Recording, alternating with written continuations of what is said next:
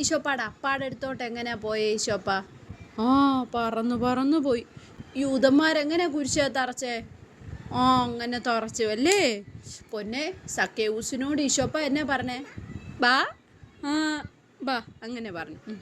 നോഹേപ്പൂപ്പൻ്റെ പെട്ടകത്തിൽ ആരൊക്കെ ഉണ്ടായിരുന്നു മോനെ?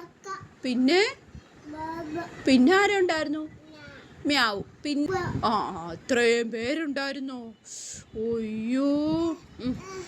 ആ, ഈശോപ്പ ഇല്ലേ മോനെ, ഫ്രണ്ട്സിൻ്റെ കൂടെ ബോട്ടേ കയറി പോവുമായിരുന്നു.